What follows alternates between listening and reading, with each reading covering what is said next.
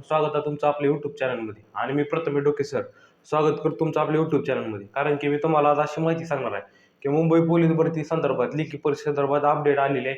आणि ती 14-15 तारखेला, त्यानंतर 12-13 तारखेला आणि 29-30 तारखेला ही परीक्षा मुंबईची घोषित करण्यात आली होती.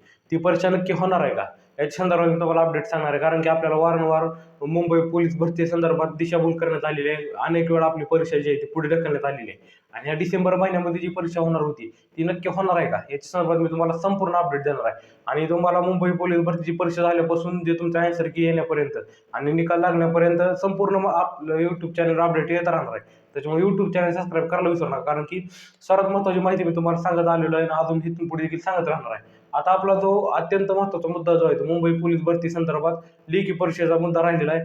आणि लेखी परीक्षा जी आहे ती कधी होणार, त्याच्यामुळे जर तुम्ही आपले यूट्यूब चॅनल नवीन असाल तर आताच आपले यूट्यूब चॅनल सबस्क्राईब करून टाका.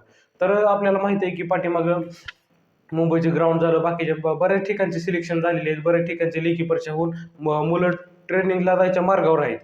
वेटिंग लिस्ट लागलेली आहे. त्यानंतर कुठं MSF मध्ये जे वेटिंगमध्ये मुलं होती त्यांना देखील घेण्यात आलेलं आहे. तर आता आपला महत्त्वाचा मुद्दा राहिला मुंबई पोलीस भरतीची लेखी परीक्षा. तर मी तुम्हाला वारंवार सांगत आलेलो आहे की मुंबई पोलीस भरती लेखी परीक्षा जी डिसेंबर महिन्यामध्ये होणार होती. आणि डिसेंबर महिन्यामध्ये होणार होती म्हणतोय मी, कारण की परीक्षेचा अजून देखील आपल्याला माहिती आहे 4-5 दिवसाखाली एक नवीन अपडेट आलेला आहे. आणि त्याच्यामध्ये सांगितलेलं मुंबई पोलीस भरतीची परीक्षा जी आहे ती 14-15 तारखेला घेण्यात येणार होती.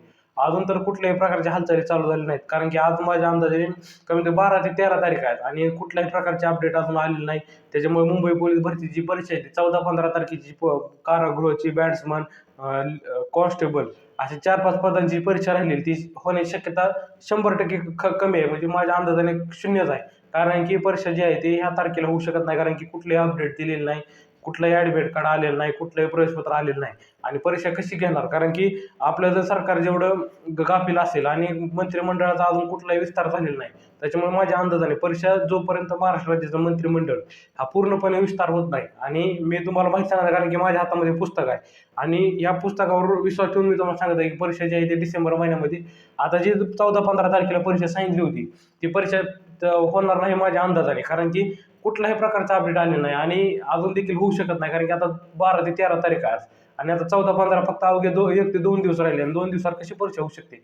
आणि त्याच्यानंतर पुढची तारीख दिली होती आपल्याला 21-22 आणि 21-22 तारखेला देखील होणारची शक्यता कमी आहे. कारण की अजून कुठलाही जोपर्यंत महाराष्ट्र राज्याचं मंत्रिमंडळ स्थापन होत नाही तोपर्यंत परीक्षा होत नाही.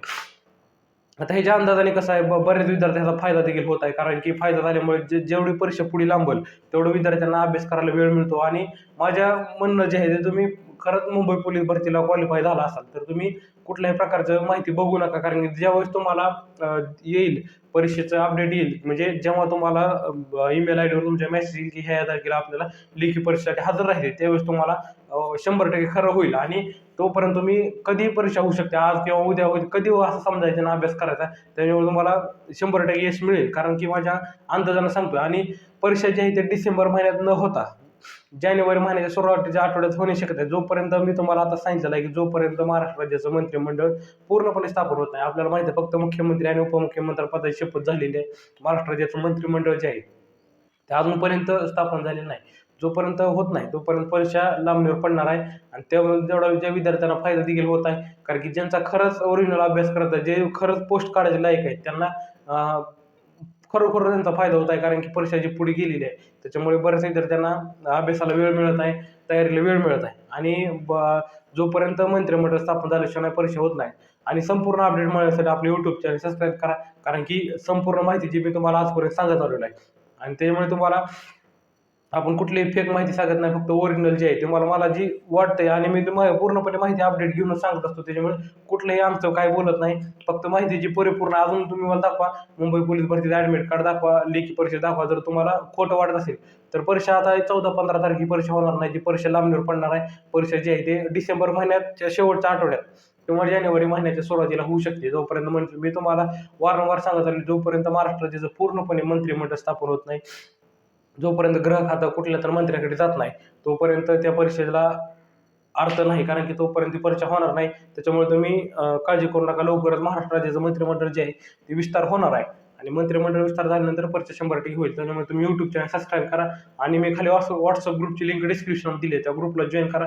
इतर माहितीसाठी संपूर्ण सरकारी नोकरी भरती संदर्भात आपल्यापर्यंत अपडेट असते. त्याच्यामुळे तुम्हाला पुढला व्हिडिओ जो आहे तो पूर्णपणे विश्लेषण तुम्हाला सांगणार आहे.